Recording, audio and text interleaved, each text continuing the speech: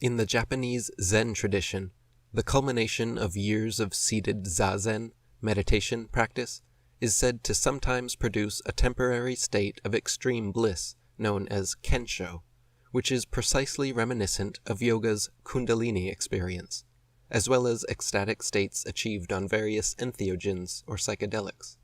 Similar to the latent coiled energy of kundalini, Zen teaches that ordinary man is unenlightened, burdened by ego, and must overcome this human condition through silent stillness.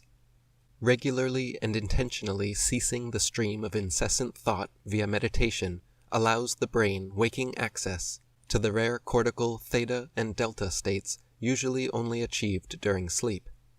By quieting the monkey mind of unrelenting thoughts and altering consciousness through deep breathing techniques, a kensho or kundalini experience can be triggered even without the yogic bodywork described previously. This ecstatic, euphoric experience, while incredible and worth striving for, should not be seen as the end goal of yogic or Zen training, but rather like a well-deserved reward along the path, letting the practitioner know they are heading in the right direction. Zen master Katsuki Sakida asks in his book Zen Training Methods and Philosophy, if kensho was the ultimate aim of Zen training, why not simply take drugs to achieve the same condition? He insists that repeated experience of the state of absolute samadhi is the true essential requirement and ultimate aim of such mindfulness practice, not kensho. Sakida writes that kensho has been presented as the ultimate aim, but Zen training continues endlessly. To cast off the delusive way of ordinary consciousness while sitting on a cushion in a quiet room is only the beginning. For many, perhaps, there has been something unattractive in the notion, not infrequently conveyed, of the Zen student as a person who subjects himself to a prolonged, highly disciplined form of training, usually in the artificial conditions of a monastery, in order to undergo some kind of private revelatory experience. The student must learn to live in the ordinary world, while yet retaining the quality of his experience of absolute samadhi. So the kensho or kundalini experience should not be viewed as the end goal or final product of meditation and yoga, but more like a signpost that the practitioner has reached a certain level, similar to martial arts students receiving their black belt. A black belt does not mean martial training is complete or that the practitioner has reached their peak. Far from it, the receiving of one's black belt simply means they have completed all the basics and are now ready to spend a lifetime perfecting them. On the spiritual path, our main focuses should be the blossoming of compassion, the dissolution of the ego, the refinement of character, and other loftier pursuits than a mere kensho or kundalini experience. In Christian esotericism, there are the concepts of 7 levels of heaven, 7 levels of hell, 7 deadly sins, and 7 heavenly virtues, which directly correspond with the 7 yoga chakras. For kundalini to rise, the yogi cleanses and opens his chakras through a process of not only physiological, but also psychological self-development, composed of 7 steps, each belonging to a physical location in the body. For example, the first root chakra, related to security and survival, when closed, corresponds to the deadly sin of greed, but when opened, corresponds to the heavenly virtue of generosity. The second sacral chakra, related to sexuality and relationships, when closed, corresponds to the deadly sin of lust, but when opened, corresponds to the heavenly virtue of chastity. Thus, a selfless person who sincerely and diligently develops all 7 virtues helps open themselves up to kundalini awakening, and is allowed access to the 7 heavens, whereas a selfish person who completely and unremorsefully indulges in all 7 vices conversely closes themselves off from kundalini and finds themselves in hell. The concept of 7 heavens and 7 hells is nearly ubiquitous in the world's religions. Judaism, Christianity, Islam, Hinduism, Jainism, and Buddhism all reference this idea and color it with connotations of the afterlife. In the microcosm, we create our own personal heavens and hells based on our developments of virtues or indulgence in vices. In the macrocosm, these life choices and character traits are then corresponded with afterlife worlds, 7 ascending levels of heaven, or 7 descending levels of hell, depending on each individual's karma. For example, in the ancient Mesopotamian religion, Earth was presented as a flat disk covered by 7 domes, each one containing different celestial bodies. These corresponded to the macroscopic 7 heavens, whereas the 7 chakras within the individual corresponded to the microscopic 7 heavens. These also mesh and correspond quite well with Maslow's hierarchy of needs, which place upon a series of steps the various physical, emotional, psychological, and spiritual necessities for a fully developed, fully realized human being. Just like the yoga chakra system and the esoteric Christian system, Maslow's hierarchy begins with base physiological needs, like food and water at the bottom, then safety needs, like being secure from danger. Near the heart chakra, we find belonging needs, like being loved and accepted, along with esteem needs, like being recognized and respected. As we reach the higher chakras, we find cognitive needs, like knowledge and exploration, as well as aesthetic needs, like order and beauty. Then, once all the lower physical, emotional, and psychological needs have been met, finally, the crown chakra of self-actualization, the spiritual work of finding self-fulfillment and realizing one's true potential, can begin. Just as the rising Kundalini relates to the 7 virtues and 7 heavens, Gnostic mystics like Samuel Anwar and George Gurdjieff wrote of the Kunda buffer and its relation to the 7 vices and 7 hells. War posited that just as virtuous practice causes the ascending serpent of Kundalini to travel upwards from the apex of the sacrum, the negative indulgences in vices contrarily causes the descending Kunda buffer serpent to travel downwards into the coccyx, the tail of Satan. In his book, The Elimination of Satan's Tail, and many others, he details the parallels between Christianity and yoga, and describes the karmic self-development necessary to become a fully realized and enlightened human being. John Phillips wrote, "The enterprising mariner who ventured first from the shelter of the shore to steer their flimsy vessels out of sight of land were haunted by many superstitious fears. One of those was the legendary Lodestone Mountain that had the power, they thought, to seize a vessel against all the tug of wind and tide and draw it to destruction on its shores. Sin is a Lodestone Mountain. We feel ourselves drawn by that mountain, against all the counter-pull of effort and resolve, until we are shipwrecked on its shores." The Christian 7 deadly sins and 7 heavenly virtues are just one spiritual system, one set of karmic suggestions, but certainly one well worth considering. There are different ideas about which sins and virtues directly apply to which chakras, but the exact ordering is far less important than the overall moral message. The first deadly sin, related to the root chakra of security and survival, is greed or avarice, which is the inordinate or insatiable desire for material gain, such as money, status, and power, beyond what is necessary or deserved. Greedy people may increase their material gains through such a vice, but they will never make any spiritual gains, or succeed in developing the first heavenly virtue, generosity, which naturally appears once one renounces and repents the sin of greed. Generosity, also known as charity or largesse, is the virtue of being unattached to material possessions and sharing selflessly.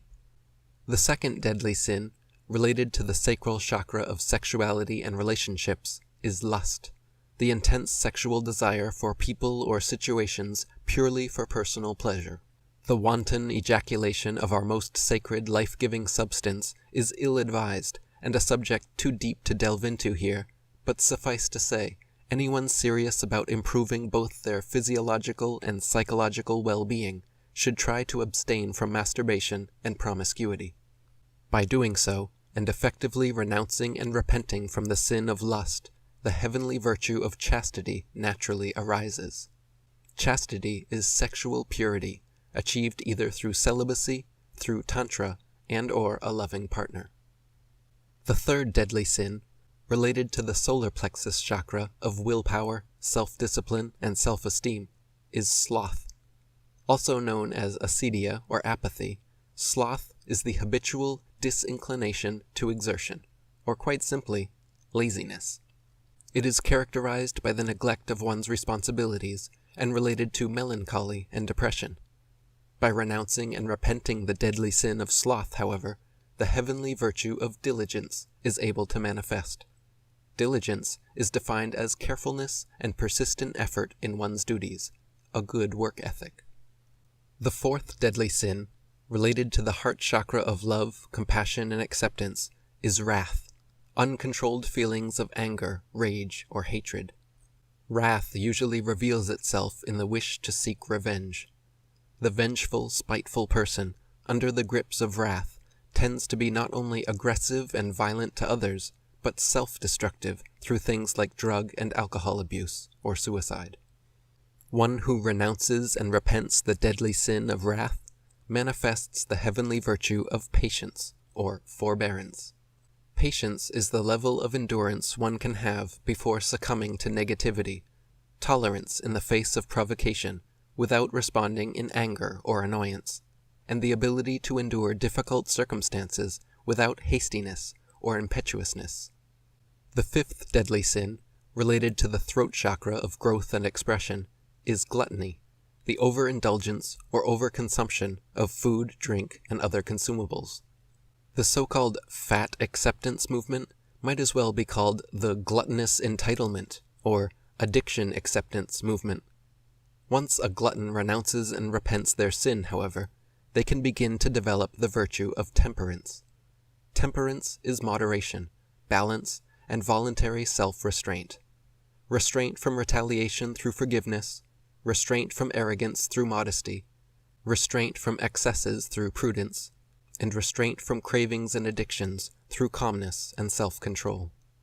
The sixth deadly sin, related to the third eye chakra of intuition and wisdom, is envy, which, similar to greed and lust, is characterized by insatiable desire. Envy is sadness or anger at seeing another's good fortune, resentful covetousness towards the possessions or traits of someone else. Once fully renounced and repented, however, the sin of envy transforms into the virtue of gratitude. Gratefulness or thankfulness is the feeling of appreciation felt and shown for one's life and to the givers of kindness, help, or gifts. The seventh deadly sin, related to the crown chakra of beingness and karma, is pride or hubris, having an irrationally high sense of one's personal value, status, or accomplishments, failing to acknowledge the accomplishments of others, and believing oneself fundamentally superior to others. Pride can also have a positive connotation, however, referring to an appropriate sense of esteem for one's own or another's choices and actions, which is certainly not a sin, making hubris a more accurate term. Once hubris is overcome, renounced, and repented, the heavenly virtue of humility can be developed. Humility is quite simply being humble.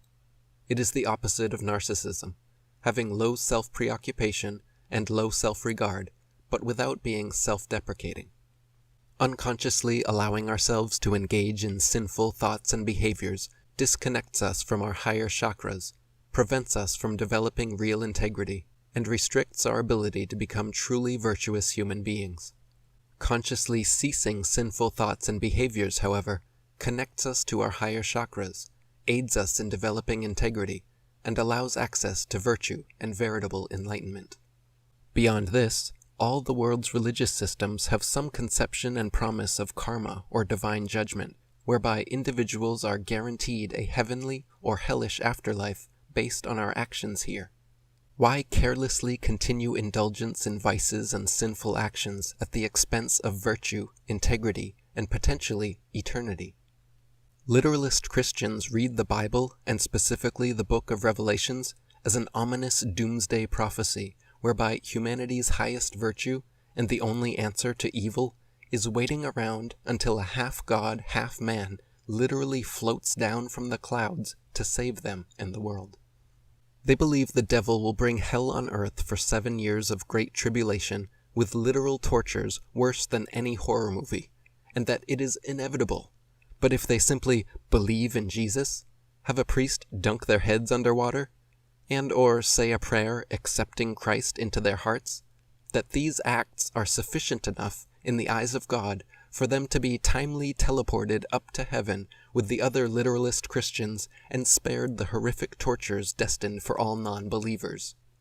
If read with understanding of the spiritual symbology, numerology, and allegories purposely encoded, however, the true, deeper meaning of Revelations is revealed. Once again, the author is imploring for humanity to awaken Kundalini and their 7 chakras, to renounce vices and develop virtues, to disassociate with their lower carnal ego desires in order to access a higher level of spiritual consciousness. Revelations 1:20 states that the mystery of the 7 stars which thou saw in my right hand, and the 7 golden candlesticks. The 7 stars are the angels of the 7 churches, and the 7 candlesticks which thou saw are the 7 churches. The meaning of the 7 churches and 7 candlesticks certainly remains a mystery for those unaware of Kundalini Yoga and the chakra system. But for anyone acquainted with this ancient symbolism, the only mystery is why the masses continue to misinterpret these scriptures as literal doomsday prophecies. Revelations 4:5 reads, "And out of the throne proceeded lightnings and thunderings and voices, and there were 7 lamps of fire burning before the throne, which are the 7 spirits of God." This is another clear description of the fiery electrical force of Kundalini rising through the 7 chakras, for those with ears to hear and eyes to see. Revelations 5:1 and 2 reads, "And I saw in the right hand of him that sat on the throne a book written within and on the backside, sealed with 7 seals. And I saw a strong angel proclaiming with a loud voice, Who is worthy to open the book, and to loose the 7 seals thereof?" This is a call to action for any who wish to be truly free and saved from the addictions of the lower mind and egoistic desires. The angel with a loud voice is your higher self, calling you to look within and on the backside, and to loose the 7 seals. For as long as Kundalini remains asleep and dormant, coiled around the root chakra, humanity is doomed to subsisting in a carnal, chaotic, materialistic condition. The chakras are referred to as seals, which require loosening, because in humanity's current condition, we are not born with fully open and active chakras. Instead, we are born with original sin and 7 seals, and only by awakening Kundalini to clean out the emotional baggage and mental blockages from our collective unconscious can we rise above the fallen state.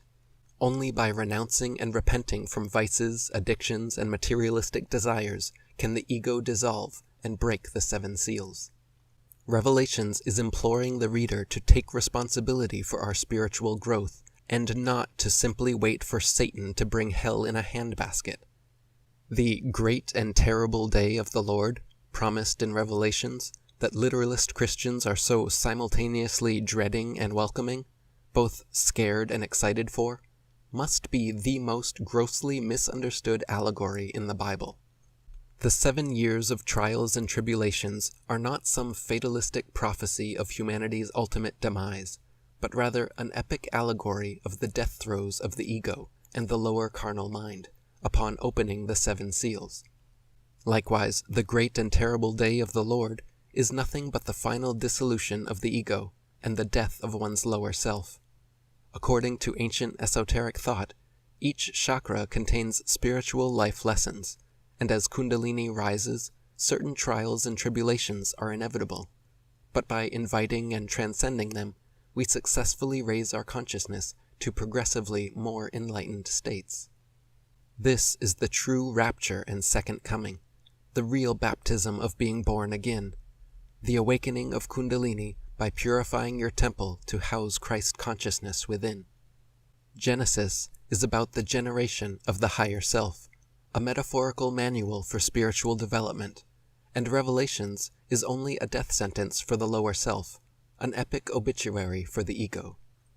All the world's religious scriptures are pointing towards and pleading with humanity to awaken this latent power within. From the oldest known mythologies like Atlantis, to the newest New Age philosophies like Theosophy, the repeated symbology, numerology, and allegories throughout disparate cultures and times tells a meta-narrative that only the well-researched or initiated will see.